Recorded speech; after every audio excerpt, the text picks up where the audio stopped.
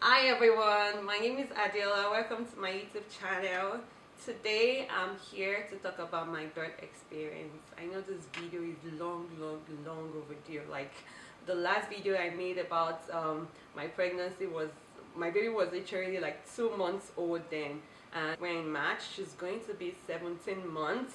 So I know I promised you guys a long time ago, but I mean, here we are today. So let's just jump right into it. So if you're interested in learning my experience, how I had vaginal delivery, despite the fact that I was pregnant with fibroids, and how I pushed out my baby in 10 minutes, guys, like, it's a miracle. I know it might not happen for everyone the same way, but I'm just here to talk about my experience, how it went for me, how the delivery went, and if you're really interested in hearing my story, please stay till the end, and I promise you will enjoy this video. Fast forward to when I was 36 weeks, I started having weekly appointments with my gynecologist, and she was sent me for an ultrasound because like I had one big fibroid that was at my birth canal that was blocking the passage where the baby is supposed to come through. So we were really hoping for a miracle, like possibly it would move, because that would determine whether I was going to have a vaginal delivery or a cesarean section. So when I went for the ultrasound, luckily and thankfully, they discovered that the fibroid that was blocking the passage had moved to the side, and the baby's head was positioned in a way that the baby was ready to come out. So we were really hoping for the best, and my gynecologist was that she promised me that we were going to have like, I was going to have like an assisted birth. So whether it's cesarean section or vaginal delivery, I was really just hoping for the best. I was tired at that point. I was exhausted, being through like a very painful pregnancy. Like I just wanted to like hold my baby in my arms at that point in time. So at 37 weeks, I think they started checking me, because I mean they were expecting that the baby was going to come anytime from then, and just like I would read or see in movies that my water would break or something, I would rush to the hospital. I mean, I already packed my bags. I was ready to have the baby. We didn't even think, like my gynecologist and myself and everyone around me didn't even think I would make it to 36 weeks. Like my pregnancy was that bad, that painful. So I think she started checking me at my weekly appointments, and I was just 1 centimeter dilated and I was not progressing. So they waited till my due dates, because she was like, she didn't want to induce me because of everything that I've gone through and the medications that I've had during pregnancy, and they didn't want to induce me or cause me further pain or anything like that. That they would just let me wait till my due date. So I ended up waiting till I was 40 weeks. Before then, I would go on long walks, like I would try to exercise, dance around the house, you know, just something that would like maybe induce my labor naturally, but like my baby wasn't ready to come. So on this particular day, it was exactly on my due date at 40 weeks, and it was a Sunday, and I was ready to go to church. And I'm like, okay, because of COVID and everything, I had not been going to church, but I was like, this particular Sunday, things were already gradually getting back to normal. So I was like, on this particular day, I'm going to go to church, I'm going to dance. In fact, I want people to ask me now, Auntie, why are you dancing like this? I'll be like, I want to dance more than David danced in the Bible. So like I was really ready to like exercise my body, and I mean it was my due date. I just wanted to do something for myself, and also to see if that would make the baby come. So as I was about to step out of the house, it was icy. It was icy outside. I was about to approach the car, and I fell. Like I landed hard on my back. Like my head, I was frozen for like 5 minutes. I couldn't get up. Luckily, my neighbor was right outside. She was just asking me, oh, how are you? When are you due? And everything. So we were just saying hi to each other when she heard me scream. So I screamed her name, and she's an elderly woman. So she came, And she was like trying to pull me up, and I was even scared because of my weight. I felt like I would pull her to me. So we both took our time. She told me how to get up. She held my hand, advised me to hold on to something else, and helped me get up. And I went straight to the hospital. But then I didn't really feel that. I was just worried about my baby because I'm like, is my baby fine?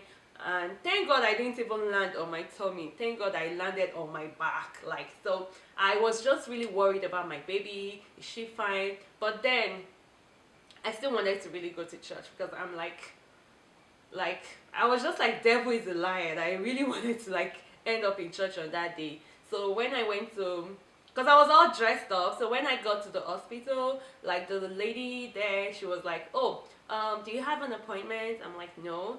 She was like, oh, why are you here? I said, I'm here for checkup. I fell. And she was like, oh, when is your due date? I'm like, today. My pregnancy is due today. And she was like, oh my goodness. So she started rushing. She called everyone. They like tried to get me in, get me checked. And I'm like still complaining to my nurse. I'm like, I only like packed for 30 minutes and I really want to go back to church. I don't want my vehicle towed and all of that. So they were like, don't worry about that. Even if you get tickets, we will sell it out and all of that. That they need to make sure I'm in stable condition, and they also need to make sure my baby is in stable condition. So they checked my baby, and I think they discovered that our heartbeat was beating so fast because I think because of the shock, because of the way I fell, I landed on my back. So, but for me, they checked every other thing. My blood pressure was okay. Every other thing they checked for me was okay, but my baby's heart rate was beating so fast. So they monitored me, kept me there. They wanted me to do an ultrasound, and because it was a Sunday, I think there was like limited places that could do. I mean, I couldn't do it in the hospital on that day because I think there was like a number of people. I don't know, for whatever reason, I didn't get an ultrasound on that day. So they advised me to come back the next day. So I didn't end up going to church because they actually kept me there for, I think, 8 or 10 hours, making sure I was fine. Then they sent me on and advised me to come back the next day. So when I came back the next day, I got an ultrasound right there at the hospital. And the doctor made a decision. She was like, she would advise my doctors, my gynecologists, to induce my labor. So I was, at that point, I was like 40 weeks and a day. So they were like, they were going to have like a session, discuss my pregnancy, discuss what she had seen, the results of the ultrasound, and they would take it from there. So I was just there waiting, and I didn't know that was the day, but then like I was already also looking forward to meet my baby. So I was just there, and they were like, I shouldn't eat because they don't know what decision it would be. They don't know if it was going to be CS. They don't even know anything at that point. So I made sure, because the way I was eating during pregnancy, you guys will be scared of me. Like, I made sure before they make any decision, that I first of all pounded yam and egusi. I ordered it online, and I made sure I was full before they would not tell me that don't eat again or anything. So after a while, I think I was there for a couple of hours. So after a while, maybe around 4 p.m., the doctors came and said, so they've concluded that they were going to start my induction, that they were going to induce me, they were going to start with the Foley Bob thing. They explained everything to me, and I was like, at that point, because I mean, I want to meet my baby. I was pretty much exhausted. At that point, I could care less about whatever it's called or the terminologies they're using. I just wanted to meet my baby. So I think they started inducing me around 7 p.m.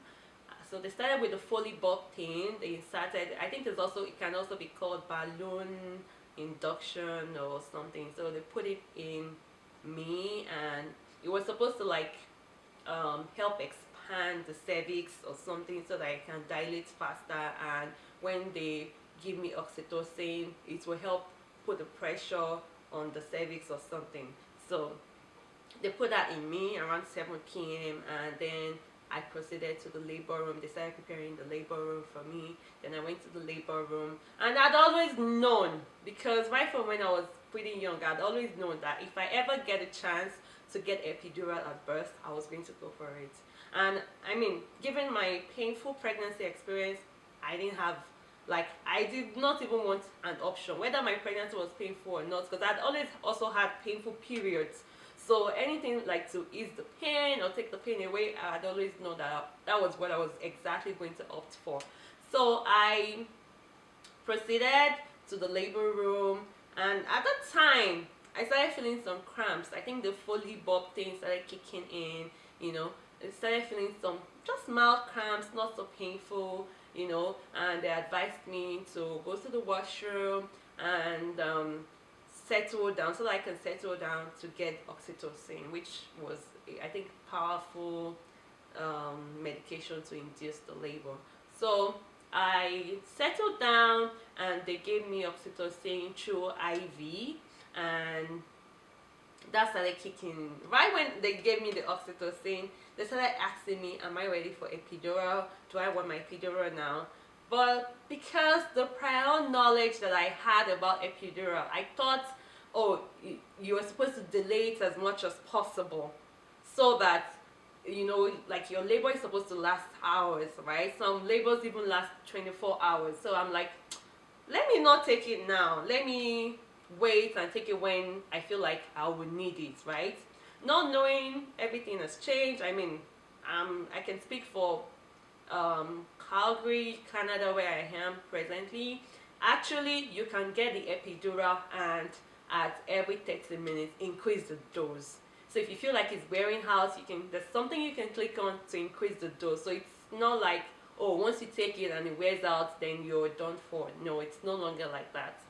So because of my prior knowledge, or what I thought I knew, I delayed the epidural. I'm like, no, I'm just going to, once I get the oxytocin, I'm just going to like experience labor a little bit. Then when it's becoming very hard for me, I will take the epidural. So when the oxytocin started kicking in, this is now like, I now started contracting. Painful, can I say cramps? The initial one with the Foley Bob was like mild cramps, but this was now painful. They gave me laughing gas to ease the pain, but that wasn't working. So then I think I was already now progressing with dilating, you know, and the contraction was now kicking in regularly. It was more consistent at this time. And then I started saying, please, I need the epidural like right now. Then the lady came back, prepared me, but at that point I felt like my contractions was too regular, and it didn't make me stable, and you don't want to do that. You don't want to take epidural when you're not still, when you cannot be still, right? But anyway, that was what happened to me. I tried. I had a very lovely nurse. She's from my ethnicity. I think God just blessed me with her, and she was there holding my hands and patting me on the back, you know, telling me, but don't worry, you'll be fine, hold on to me. If you feel pain, just grab me or anything. That woman was God sent, like she's God sent. So I was there in tears, and they put the epidural right at the spine, my lower spine, and like magic, God bless whoever created epidural or gave the option of epidural to women. God bless that person, because my pain disappeared. Like, I'm not even kidding. Like, it was like I couldn't feel the contractions anymore. The only way I knew I was contracting was on the monitor. Like when the nurses were like, they can show me like the rate at which my contraction is progressing. You know, that was the only way like the pain disappeared. Like, guys, it went away. So afterwards, I think that was already around maybe 9 p.m. ish, because my entire induction started around they started inducing me around 7 p.m. So they gave me oxytocin, then I got the epidural maybe around 9 p.m. ish. So afterwards, but I couldn't get up anymore, because like I couldn't feel anything from like here down. So I was just laying on the bed, you know, and they at that point they broke my water because I didn't have the water breaking experience by itself, so they broke my water at that point, and I think I was like progressing maybe 3 centimeter or 4 or so, and my nurse was like I should try to get some sleep, and because for first time moms, like the baby won't come until maybe morning or something. So, and I was just lying there, you know, I was just in awe. I was like praying, I was singing, I was listening to music, you know, and I was just there. Then at some point, I started feeling like I'm now feeling the contraction. I'm like, Then I told my nurse, she was like, oh, you can increase the dose. Then I did. After like 30 minutes, again, I increased this because I think that you can only increase it maybe get a new dose like maybe every 30 minutes or something. So I did. Then after 30 minutes, I did. So that was around maybe going to like maybe 11 p.m. ish.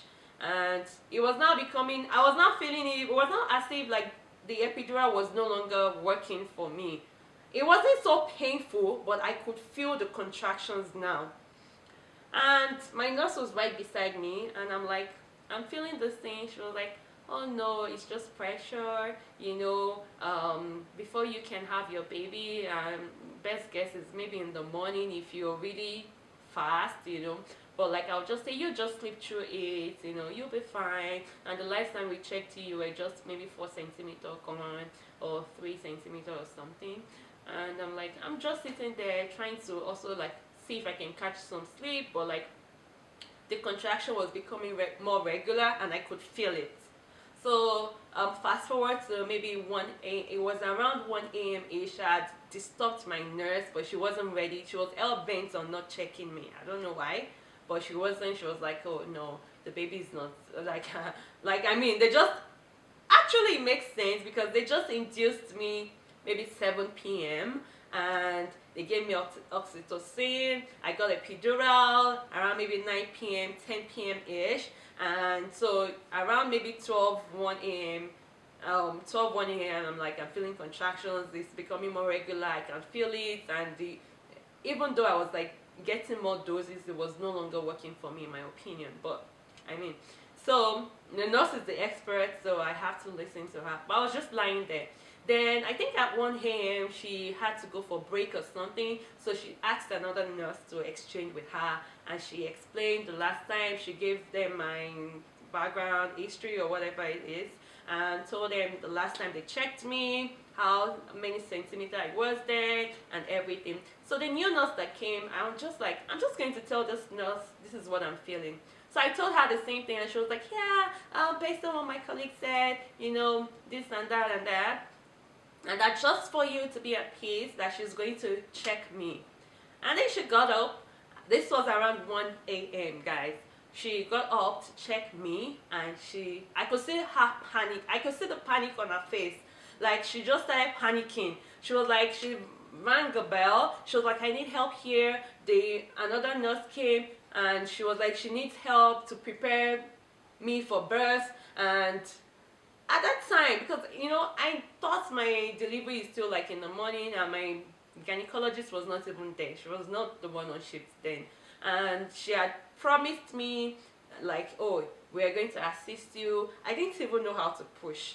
I didn't even know, like I didn't learn all those things. So what I thought was that they were going to, even when I was like dialoguing with my nurse right there, she was like, don't worry, we'll tell you, we'll teach you how to push. But even my nurse was not there because she went on break, and the other nurse it was now right there when she was panicking, called another nurse and told the other nurse to go call the doctors. That was when she was now telling me how to push.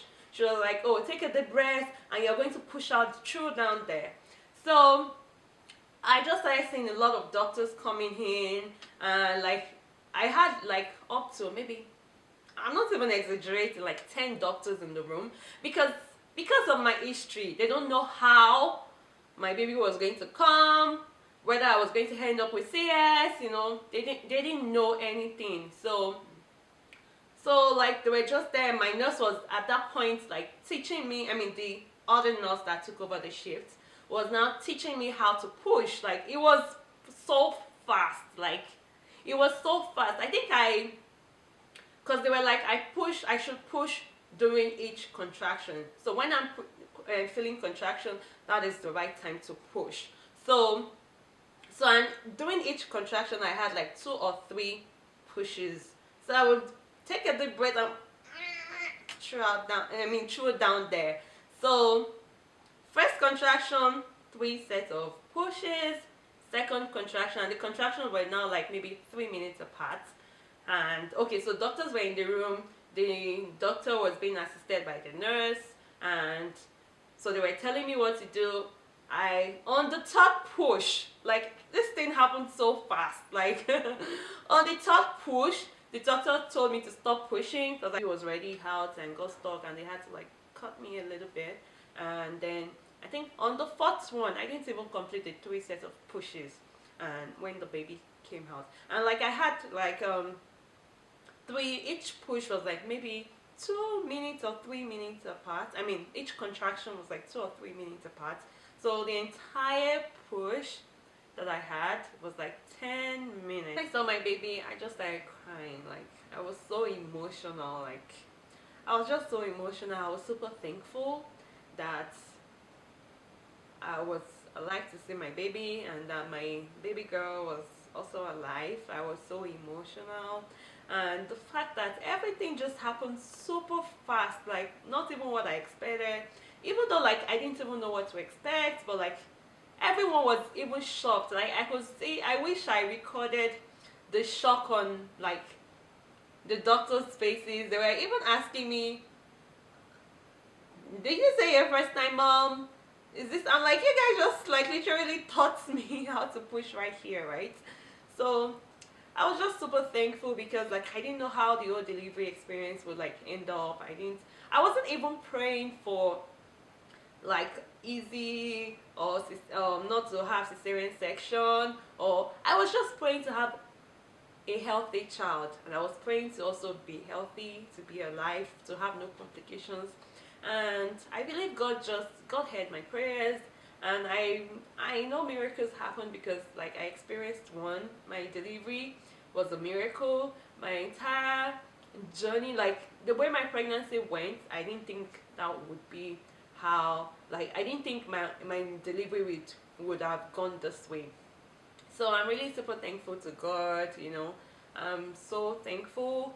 And yeah, so I just want to pray, like I pray for everyone looking for the fruits of the womb, hoping for any miracle at all. I pray that your miracle will find you. My entire delivery, my entire labor started around 7 p.m. and ended around 1:17. And of course the placenta came right after my baby came out. It wasn't difficult at all, and there was no complication.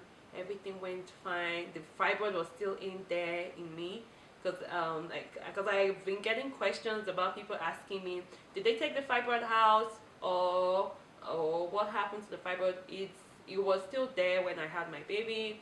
It wasn't in the way, and I still currently have it, even though like my tummy is now has now gone down. It's not as big as it was when I just had my child.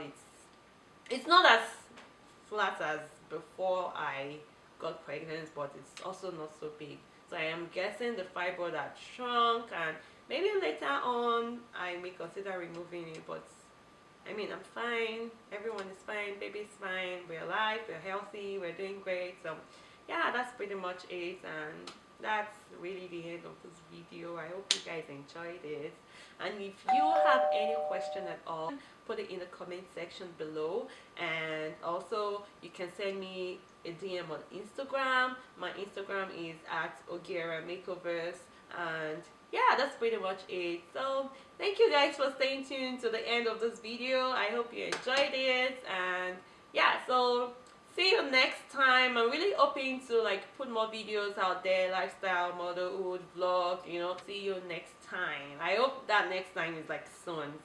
Yeah, so see you next time. Bye guys.